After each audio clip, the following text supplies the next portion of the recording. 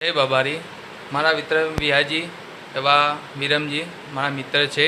કોઈ દાડો તો રામાપીરના દર્શન નહોતા કર્યા, પણ વિહાજી વિરમજી તે તરીકે પગપાળા સંઘનું આયોજન ગોઠવ્યું હતું. 7/7/2025ના રોજ સવારે 8 વાગે જવાનું હતું, પણ મારા થોડો પ્રોબ્લેમ હોવાથી એ સવારે બીજા દિવસે નીકળ્યો. તો બાબાની દયા કે મારા રણુજા જવા મળ્યું પગપાળા સંઘમાં. કે કોઈ દાડ ચાલીને નહોતો ગયો, પણ ચાલીને જવાનો જે અનુભવ હતો ને એ કોઈ અલગ હતો. બધા કે ચાલીને જવું, પણ 700 કિલોમીટર ચાલવું એ જેવી તેવી વાત નથી. પગપાળા જાઓ તો આપણને ખબર પડે કે રણુજાવાળો સાક્ષાત હાજરા હજુર છે લાગે. પણ ચાલીને જો 1-2 દિવસ તકલીફ પડે તમને, પણ ત્રીજા દિવસે મને એવું લાગ્યું હતું કે હું ગાડીમાં બેસી જાઉં.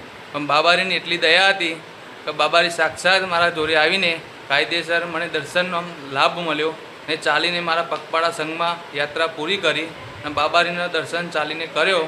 એ નસીબ છે વિહાજી વિરમજી તરફથી. જય બાબારી. આ બધા મિત્રો ચાલતા ગયા હતા. જ્યાં નાઇટ રોકાય ત્યારે દવા કપડાં બધું હું પહોંચાડતો હતો. એટલી સેવા કરવાનો મને લાભ મળ્યો. બહુ સરસ છે.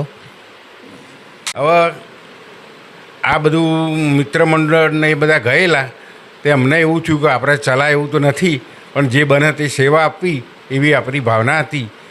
એટલે અમે લગભગ વચ્ચે બીજા દિવસે ત્યાં મળવા ગયા.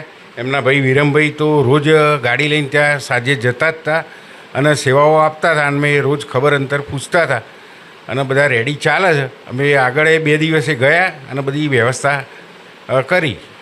નમસ્કાર દર્શક મિત્રો, આજે આપણે પહોંચી ગયા છે ગાંધીનગર જિલ્લાના ડભોડા ગામમાં. આપણે 18થી 20 યુવાનો અહીંયાથી ચાલતા રણુજા ગયા હતા. ડભોડા ગામથી રણુજા જે 700 કિલોમીટર થાય છે અને તે 18થી 20 યુવાનો જ હતા. અને તેમને શું તકલીફ પડી છે, કઈ તારીખે નીકળ્યા હતા, કઈ તારીખે પહોંચ્યા હતા અને કયા દિવસે કઈ તારીખે એમને ત્યાંની જો ચડાવ્યો હતો, આપણે અત્યારે તેમને પૂછીશું તે યુવાનોને. તમે અહીંયાથી ચાલતા નીકળ્યા તો તમને કેટલી હાલાકીનો સામનો કરવો પડ્યો હતો?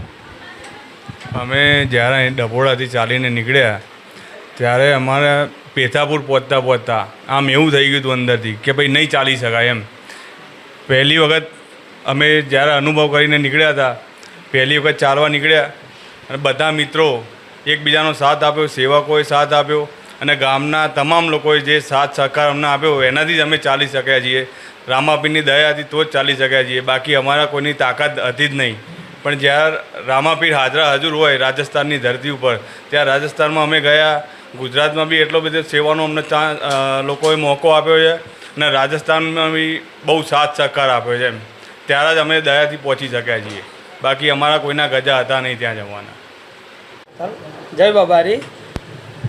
મેં બહાર બીજો ગાડી લઈને ભરી હતી. પછી મારે એક સપનું હતું કે ચાલીને જવાનું, બરાબર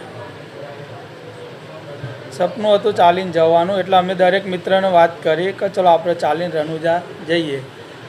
તે અમે બધા 18 મિત્ર ચાલીને રણુજા જવા નીકળ્યા. 10 સેવકમાં આવ્યા હતા સેવા કરવા માટે અને અમે આગળ ગયા રણુજા.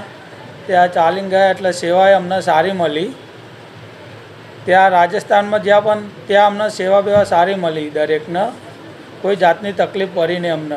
અમને કોઈ તકલીફ ના પડી. વરસાદ બી અમને હેરાન નહીં કર્યા ત્યાં. અમને એટલી રામાપીરની દયાથી કોઈ જાતની તકલીફ ના પડી ત્યાં. અમને એક સપનું હતું, અમારું સપનું સાકાર થઈ ગયું. ત્યાં કઈ તારીખે નીકળ્યા હતા અને કઈ તારીખે તમે ત્યાં પહોંચ્યા? 7 તારીખે અમે નીકળ્યા હતા અને 24 તારીખે ત્યાં પહોંચ્યા અને 25 તારીખે મારો જન્મદિવસ હતો. એ દાડે અમે ત્યાં નેજો ચરાયો.